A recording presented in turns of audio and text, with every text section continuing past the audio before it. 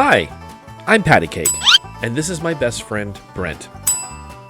We've been besties for a while now, and one of the things we bonded over was our shared love of Madlibs. On Christmas a few years ago, Brent pitched the idea to me to create a show where we use AI art to accentuate the humor of Madlibs. 3 weeks later, we started filming, and we haven't stopped since. Through this project, we hope to share our weird humor and to highlight both the unexpected beauty and complete absurdity of AI-generated art. Welcome to MidJourney Madlibs. Hello, my darlings, and welcome back to the channel. If you're new, please come in, make yourself at home. My name is Paddycake, and welcome to Paddycake Games and the season finale of Season 3 of MidJourney Madlibs. With me, as always, is my best friend and co-host and my partner in this project, Brent. How are you? I'm good, and my mouth isn't black anymore, so that's good too. That's also good. We're not going to waste any time, though. You guys know how this works. We send each other Madlibs. We send each other the answers to go into those Madlibs. We then take those Madlibs, we take the sentences, we run them through MidJourney, we create art, we get the art, put it in the slideshow, we get together, we show it to each other, and we laugh. And that's the show, and we hope you like it. And if you do like it, look down below the video. There's a button just for that. It's a thumbs up. Click on it. It means you like the video. Next to that, there's a subscribe button. You can click on that, too. That really helps out the channel. And if you really want to be thorough, you can click the notification bell. And that lets you know when new videos are posted to the channel.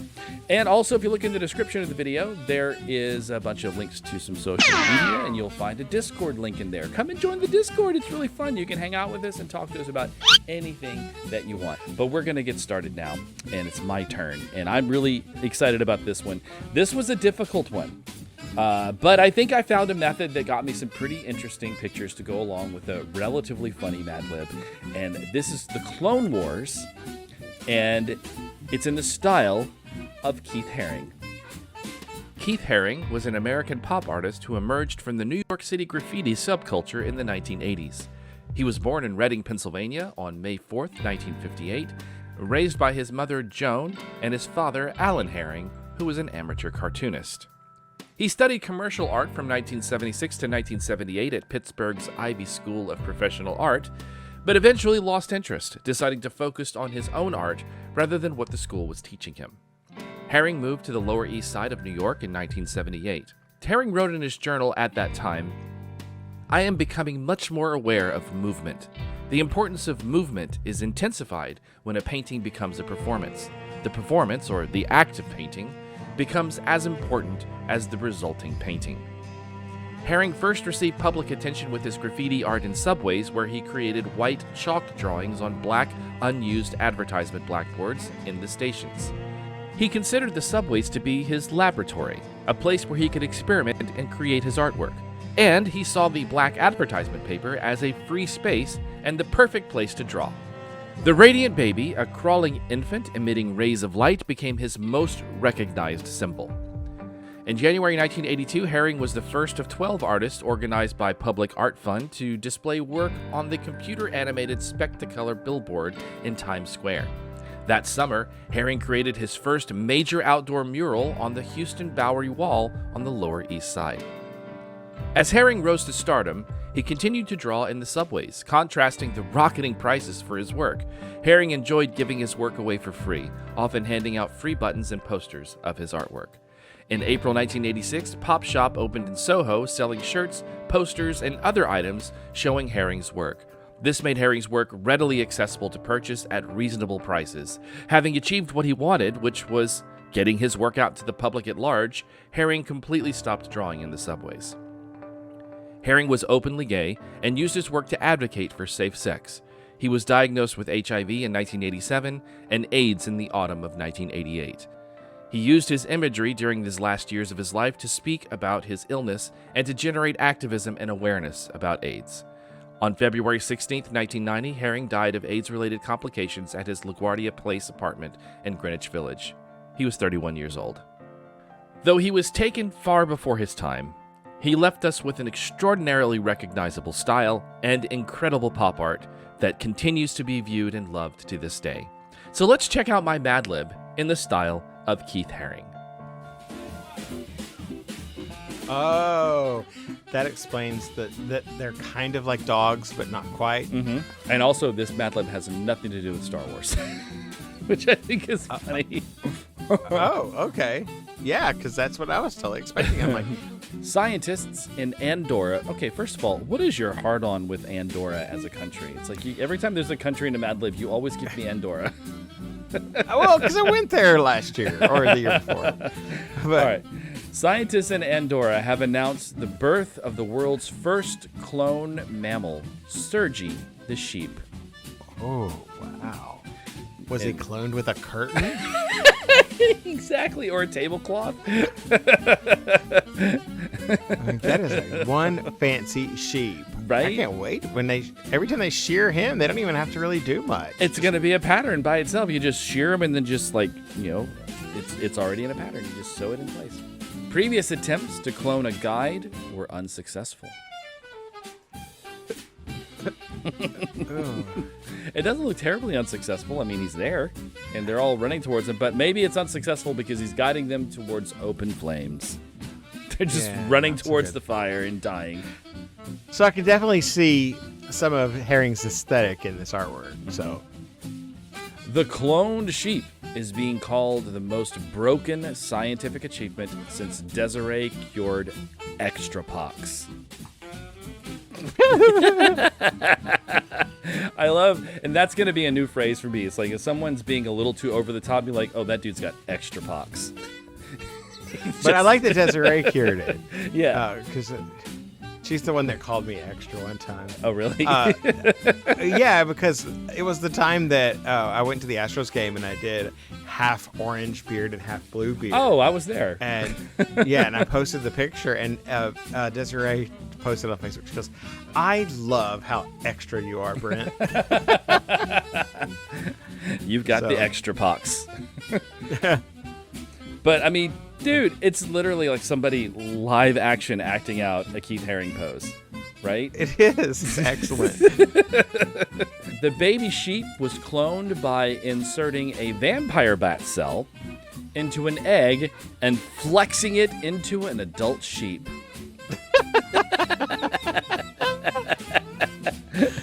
Oh,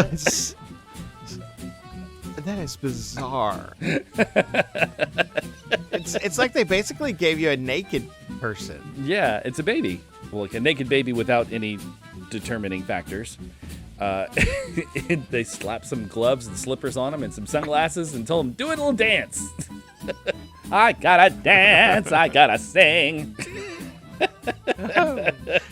It was a smooth and well-fit pregnancy with no complications. Oh, that looks like a complication.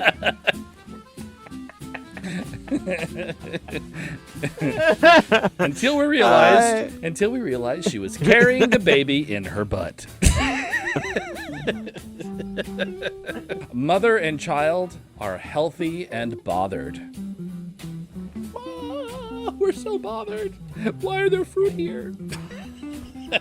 And why do we have 4 hands? All right. So originally, this was a small rework because originally she was topless.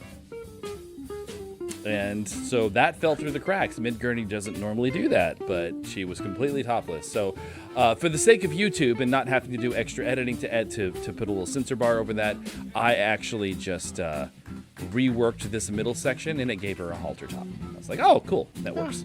I want to see the original. Okay, I'll send it to you. I'll send it to you. Scientists describe the sheep as fluffy, cornflower blue, and a big fan of tongue rubs.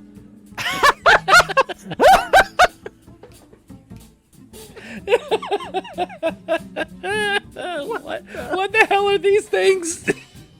Did they clone the sheep with human DNA? It's not a sheep.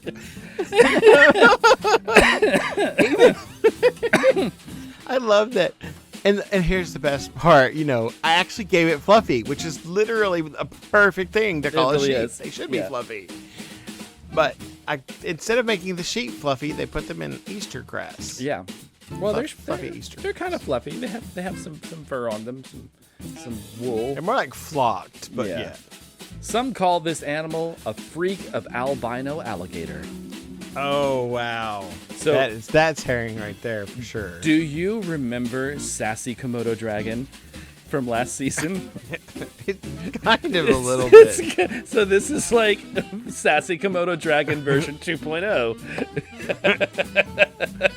You should flash that up there for sure. Oh, that's so weird. It also kind of looks like it's carved on a piece of toast. I don't know why. But she is actually...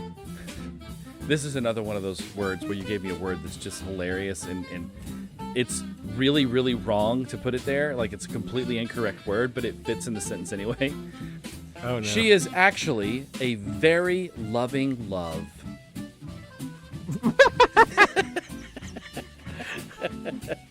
She's a very loving love. So love is the word I gave you? Yes, love is the word you gave me. She's such a loving little love. Oh, wow. Only time will hate what this breakthrough means for humans. Oh, wow. I love this one. This one's like a weird, it's like a model. Someone took like Keith Haring's like movement, like the shape of his figures, and just made like a model out of it. It has some little Alas Airbender vibes to it, too. Yeah, it does. It kind of does. But scientists insist that cloning people is strictly confused. I'm definitely confused. It's like paper dolls. They're like joined at the hand, like the wrist.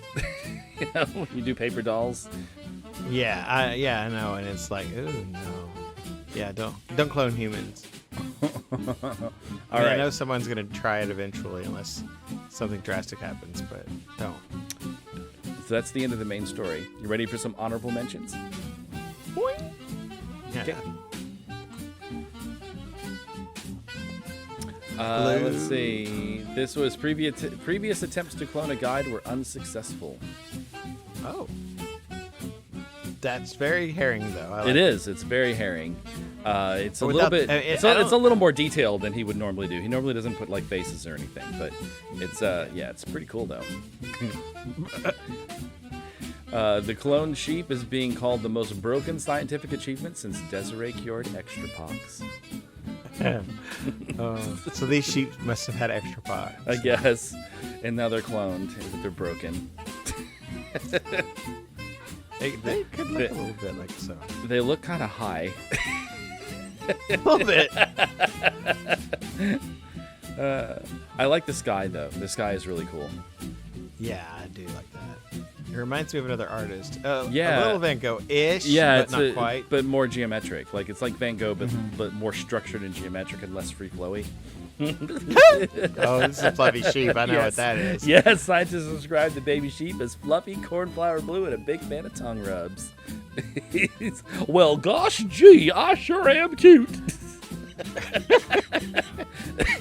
Oh, look like no sheep, but hey, whatever. Rub my tongue. It's the alligator. Oh. Some call this animal a freak of albino alligator. That's a lot of toes. It's a lot of toes. So apparently it has 4 fingers and, 9 toes apparently. And it's sitting in a brain sun. Yeah, brain sun. Ooh. Scientists insist that cloning people is strictly confused. Yeah. Because I don't know what those are. They're zombies. They look like zombies. It's a zombie army. But they're all the same person. It's all zombies are the same person. It's the zombie clones. The clones It's become like zombies. Bad Boba Fett kind of. But that is it. That is the end of my Keith Haring style Madlib. Oh no, it's your very last Madlib of the season. Yes. What are we gonna do? Well- I guess we'll find out how to do things. Yeah. Let's see. I think I decided to ask it something that I probably should have asked it from the very beginning.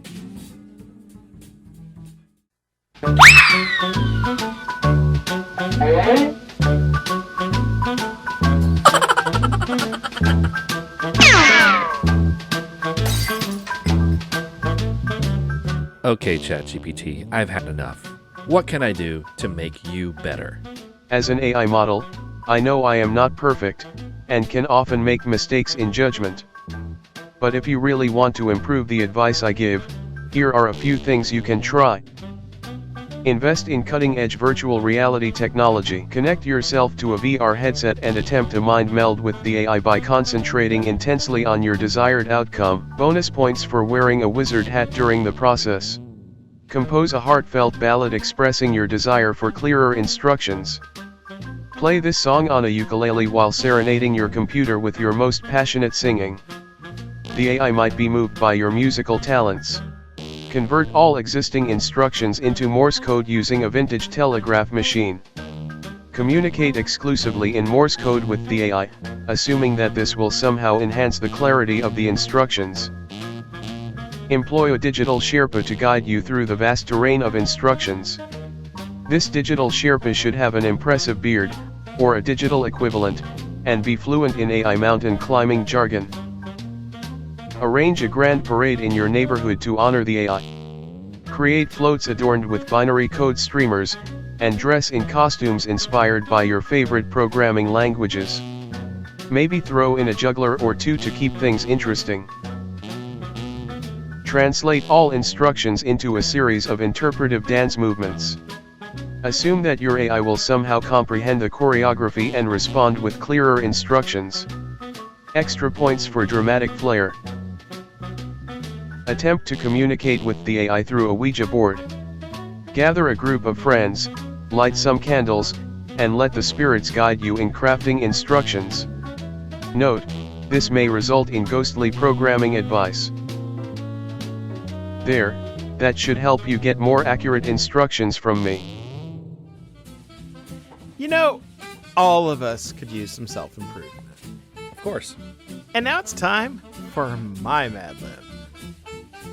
And it is in the style of Grant Wood. And there's a lot more to him than you might think. Grant Wood was born in Iowa in 1891 and spent most of his life in the American Midwest. His upbringing in rural Iowa deeply influenced his artistic vision, and he developed a profound appreciation for the landscapes and people of the region. Wood's artistic style is often associated with regionalism, a movement in American art that emerged during the 1930s. Regional artists sought to depict rural life and the landscapes of America's heartland, celebrating the unique character and traditions of the region. One of Wood's defining characteristics as an artist was his meticulous attention to detail and his commitment to realism. His paintings are known for their precise draftsmanship, carefully rendered forms, and richly textured surfaces. Wood's compositions often feature bold, clear lines and strong geometric shapes, which contribute to the overall sense of solidity and structure in his work. In addition to his technical skill, Wood was also a master of symbolism. Many of his paintings contain subtle references to American culture, history, and identity. For example, American Gothic is often interpreted as a commentary on Midwestern values and the American pioneer spirit, with its portrayal of a stern-faced farmer and his daughter standing in front of a Gothic-style farmhouse. While American Gothic is undoubtedly Wood's most famous work, he produced a diverse body of work throughout his career. His paintings often explore themes of identity, community, and the relationship between humans and the land. In addition to his rural landscapes and portraits, Wood also created works inspired by American folklore and mythology. Overall, Grant Wood's artistic style is characterized by its celebration of American life and culture, its meticulous attention to detail, and its rich symbolism. Through his paintings, Wood captured the essence of the American Midwest and left behind a legacy that continues to resonate with viewers today. Now enjoy my last Madlib of the season in the style of Grant Wood. See, I told you there was more to him than you thought. All Very you know is interesting. American Gothic, but he's got some weird stuff in there. I don't know if y'all remember this, but way back in episode 1, we touched on this Lanai, and we The finally paladin. come full circle. Oh. Okay. I think he's trying to cover his bone. I'm like, this came out so weird, so different from the rest of them. There is a lot of resting, but this guy groping himself, sort Right. of. And laying back on this pink Shea lounge with this very Golden Girls Lanai background. Yes, I freaking love it. Just what you would imagine for a paladin. Maybe he's in Schultz. That's it. Paladin on the Lanai, the Golden Girls Paladin. Yes, I remember that. You would think that the girls' Lanai would be the perfect place to relax and clear your belly button. I can just picture them laying on there and just like picking the lint out of their belly buttons while they lay in there. I know, it's like I could not get that. I wanted it so bad. We did get some pretty girls in a lagoon. Yeah, and I don't know why they're sitting over there and not in the chair overlooking the lagoon. Even though the chair is pushed a little too close to the railing. That's what are you thinking people are going to do there? But yeah, there may be a path to the pool. But yeah, it is weird. But it seems that something round is always happening out there. Like when wow. This is very Grantwood and the style, the colors not as much, but the style definitely. Yeah, those sort of like round shapes. Yeah.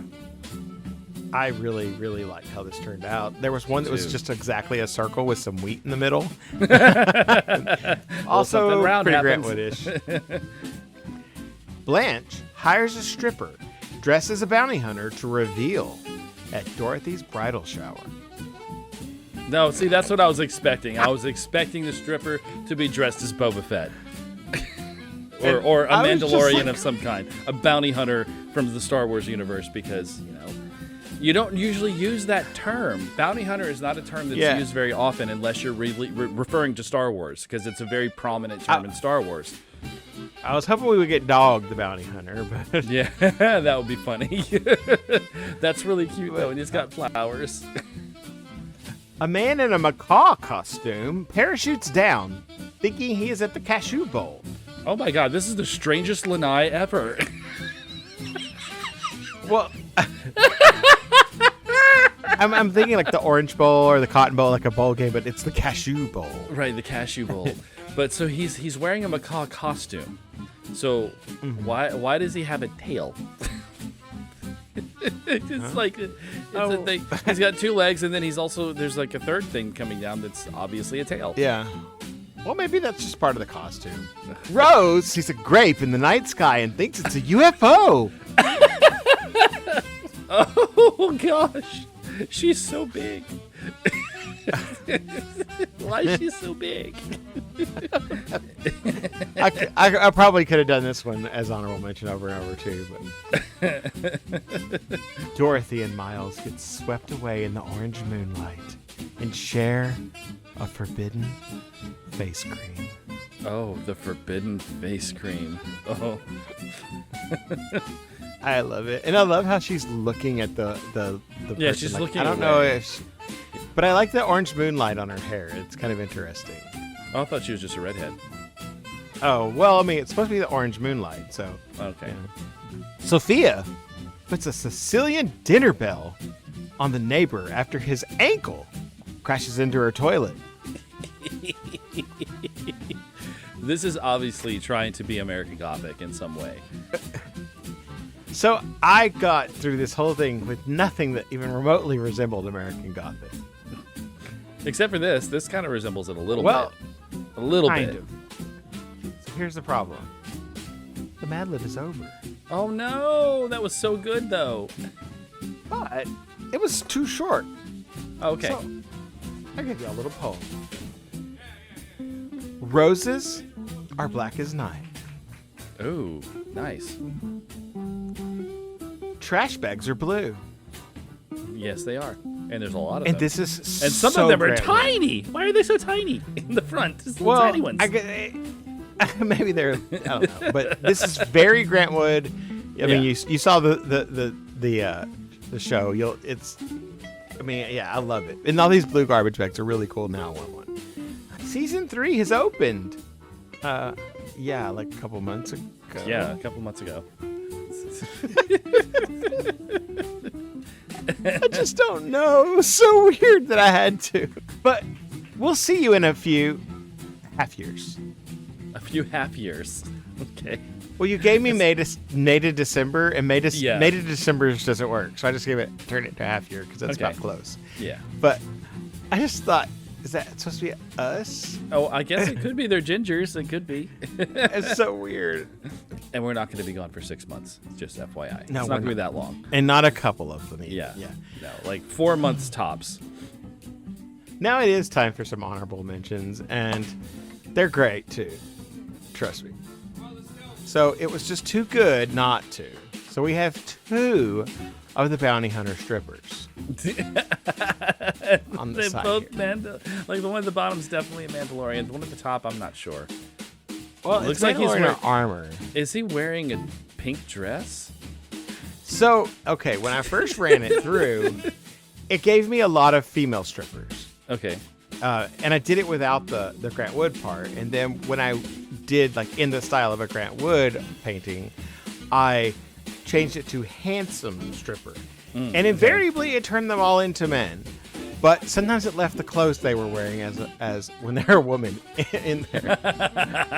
You would think that the girls' lanai would be the perfect place to relax and clear your belly button. So go for a swim. In our clothes. in our we're all- clothes, yeah. And there's like a couple of Ann Richards in there, I think. But I do love it. You go, girl. And for good measure, one more time.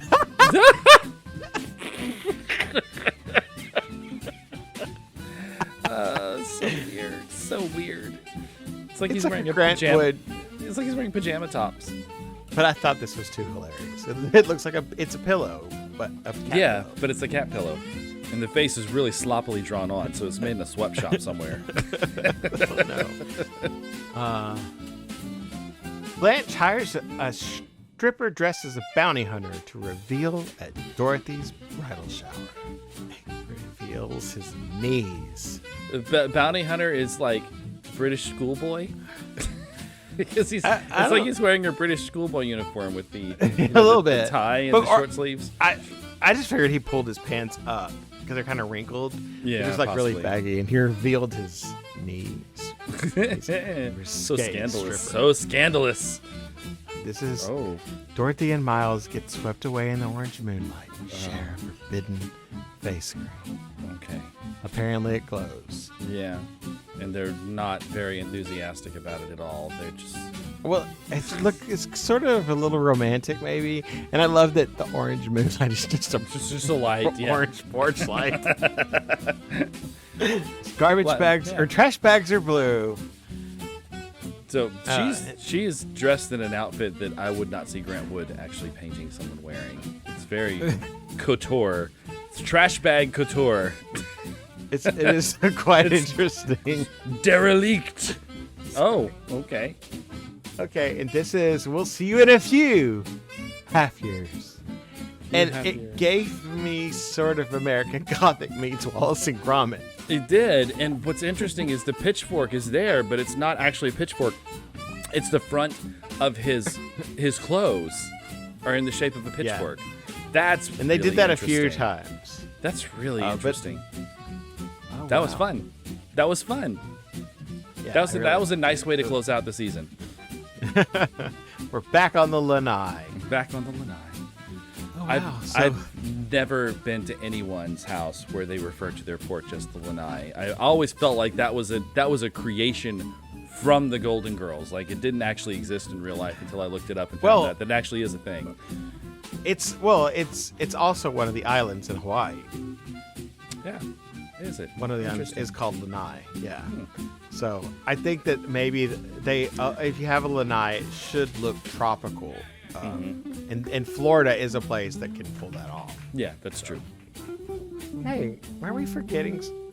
Oh, wait, we don't have to spin the wheel this time around. That's right. It's the last episode. There's no need to spin a wheel because there's nothing to do in the next episode. And the wheels are empty. Well, actually, the word wheel isn't empty, but it's the end of the season, so there's no wheel to spin. We have reached the end of season 3, and we want to thank all of you out there for subscribing, for coming by and watching the videos, for giving us all the support that you've given us over the years. For those of you that came and joined the Discord and are hanging out with us there, thank you. We would love to have you there. It's a lot of fun. And yeah, we're going to go ahead and get out of here, but we'll be back really soon Yeah. really, really soon. And we have some, we're gonna and we have goodies for y'all. Yeah, we have some stuff in the break. We have some ideas for stuff to do in the break. So we'll be releasing some extra content before we come back with season 4. But we'll be back in a few months. Not really sure when yet. We're going to discuss that within the next week or so. We'll figure out how much of a break we're going to take and when we're going to be coming back. But stay tuned to the channel. Make sure you click on like. Make sure you click on subscribing. Ring the notification bell. That'll let you know whenever new videos get posted, so you won't miss it when season 4 starts.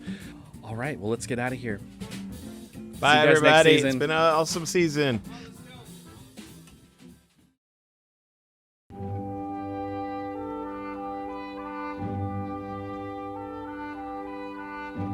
Like and subscribe. The algorithm demands it.